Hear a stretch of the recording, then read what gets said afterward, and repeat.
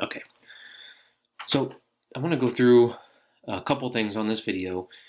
I'm really going to go through a couple of odd types of transactions that pop up that have tripped people up in the past. They're somewhat easy to deal with. I think it's more of a question of where did you categorize them and how to deal with them. There's only a few. There may be more that I'm not thinking of as they come up, or people ask questions. I may add them in other videos, but I just want to go through a couple, few today. So before I get into that, I did actually have one transaction to import. So I imported that transaction. I got 1 cent in interest on this checking account. So this is just interest that I had come into my account. So in this case, I need to categorize that. I'm going to categorize that as to be budgeted. So this is money that came in. I'm going to categorize it as money to be budgeted. Just click that and then just approve it. So that's all that I did. So when I logged in, I had a transaction to approve. I imported it and approved it. That's pretty much the daily practice that you want to get into. You'll have more than one. You're going to have a few depending on, again, how often you use your cards, but most people, there's a few in there per day, especially if you're a spouse or there's 2 people using the same accounts. There'll be a number of them in there. So you have plenty to do on a daily basis. I would say usually 3 to 5 per day is probably about average, and it can be more than that. So just as a daily practice, you want to go in here and do this every day, but as you can see, it doesn't take long to do it. So 2 main ones that I want to go over in terms of transactions are returns on things that you buy. So you buy something at the store and then you take it back. How do you deal with that? And the second one's going to be cash. So physical cash. How do you deal with physical cash in terms of YNAB? So what I'm going to do is, just as one quick note, I'm going to start adding some manual transactions in here just for illustrative purposes. I was planning on, in the real world, going out and spending money and kind of using this as another budget. It's just too much of a pain, so I'm not going to do that. I'm just going to add some manual transactions in here so you can see what I'm talking about, but I can add them and delete them and it won't mess anything up, and you'll get the gist, hopefully, of what it is. So I'm going to just add in a manual transaction. I'm going to imagine I went to Nike, I bought a pair of sneakers, I put that in the clothing category, and it cost me $100, let's say. So I have $100 that came out of my clothing category to Nike for $100. I come home, whatever the case is, my wife makes fun of me because they're ugly, so I decide I'm going to take these sneakers back. So I take them back to the store, and they give me my $100 back. So I get another transaction that credits my account $100. So what I did was, normally when money comes into your accounts, you're going to categorize it as to be budgeted. When money comes into your account as a return from something else, you're going to want to credit the same category that it came out of.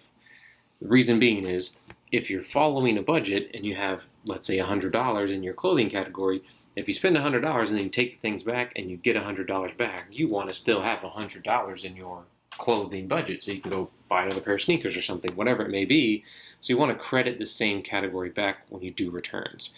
And that's the same for, I use clothing in this example, but that would be groceries or really anything. You want to credit the same category back. If you buy something for somebody else, you front them some money, or you take them out to dinner or whatever, and they're going to pay you back. When they pay you back, you want to credit the same category. Preferably, it's easier to keep track of that way. So that's how you handle returns. Let me just delete these 2 so they're not in here anymore. The second one would be cash. So how do you handle physical cash in terms of using YNAB to budget?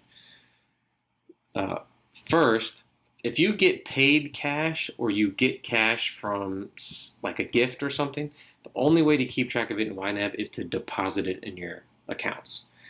Put it inside the system. And we're going to talk about inside versus outside the system money when we get into the budget, but you want to put the cash inside the system so that you can keep track of it. And that would be to be budgeted cash coming into the account. That's if you want to keep track. If you want to keep it outside, you can, but the only way you're going to be able to keep track is to put it inside the system. If you take cash out of your account, so if you just like to have some walking around money or some cash, typically what you're going to do is you're going to go to the ATM, you're going to take some cash out. And in this case, you're not necessarily well, maybe you do, but you might not know exactly where you're going to be spending the money going forward. If you use it for tips, or it is kind of just walking around money, just in case you go to, you go to a restaurant or sandwich shop and they only take cash, let's say. You just like to have some cash around so you don't know. So you might not know when you take the cash out where you're going to spend it. So you can do this a couple of ways.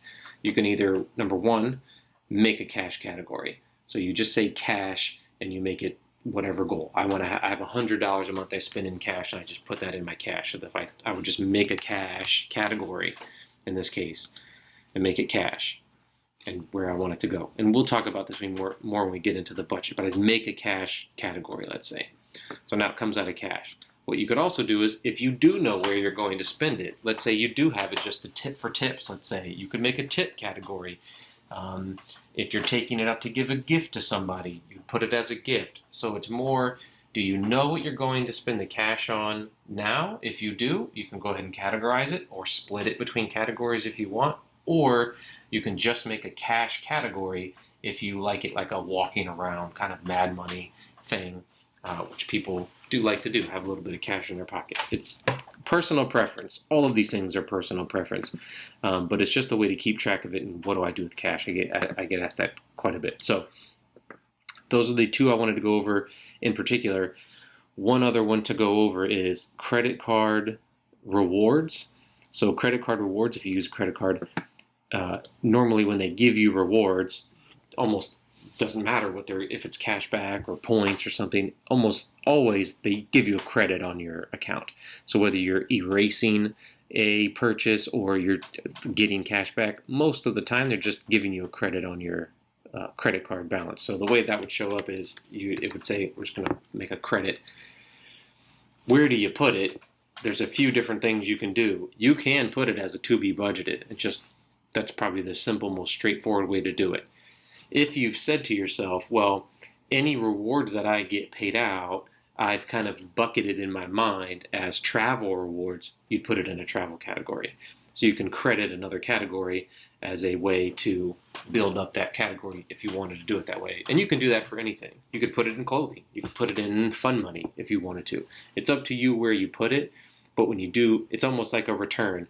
You got cash coming in, but it's not a paycheck or anything like that, and you want to allocate it to a particular category, you would just pick that category. So that's how you'd handle that.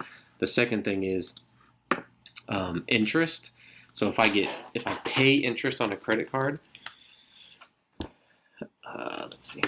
So let's say I pay interest on a credit card, or I pay an annual fee. So a lot of these cards have annual fees that you pay to have the card. So if it's an Amex or a Capital One, most of them have annual fees that you pay. Well, if you want to keep track of how much am I paying in interest and fees to have this card versus what am I getting in terms of rewards for using this card, what is kind of my return on the effort of what I'm doing, is you can have a interest paid and you can put this into fees. So you put in interest and fees. So let's say I pay $10 in interest. This goes as an interest cost. If I then get paid a reward, let's say, I could just credit back that interest and fees category. Let's say I get $15 back. So if I credit the same category, if on the budget tab, you'll see that I'm actually $5 in the black using this credit card. So if you do want a way to keep track of what are the real benefits am I getting from this credit card, you could just put the credit card rewards into the interest and fees too. It's really just how you want to keep track of it and how you want to account for the money coming in versus the money going out for your credit card. But those are things that are somewhat unique, that pop up, that I've had questions about how to deal with them. So that's it. We'll get into the budget. I think I got one more video after this, and then we'll start really digging into the budget. So see you in the next video.